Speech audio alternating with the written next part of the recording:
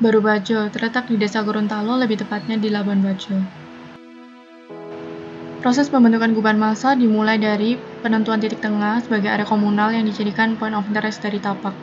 Lalu terbentuk 4 massa yang masing-masingnya terpisah, membentuk alur yang menghubungkan antara kawasan permukiman dari jalan lokal dengan kawasan perdagangan jasa pariwisata dari jalan arteri sekunder. Tinggi keempat massa ini diselaraskan dengan bangunan sekitar, yaitu setinggi 3 meter, untuk menciptakan sebuah harmoni secara arsitektural dengan tetangga. Alur yang terbentuk dari 4 massa ini merupakan skenario dari metode narasi yang digunakan dalam pembentukan gubahan massa. Kemudian, kedua massa di ujung diekstrud untuk membentuk lantai 2 yang difungsikan sebagai balai latihan kerja sebagai program utama yang membutuhkan tingkat privasi lebih tinggi.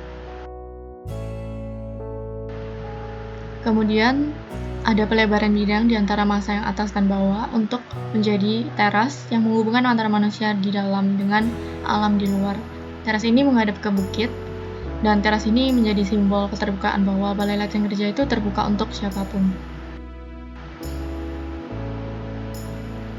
Kemudian terbentuk atap sebagai respon dari iklim tropis.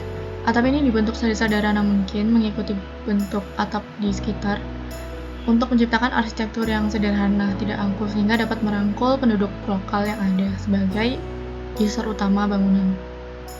Kemudian terbentuk kolom cahaya pada 3 massa yang memiliki fungsi penting. Kolom cahaya ini menjadi magnet untuk user pada masing-masing massanya, dan kolom cahaya ini dianalogikan sebagai batang pohon pada Baruniang yang menjadi kolom penopang. Kolom cahaya ini menjadi unsur semiotika, unsur yang penting dalam gubahan karena menggambarkan filosofi rumah pada gubahan, di mana menggabungkan unsur perancangan Baruniang dan rumah minimalis.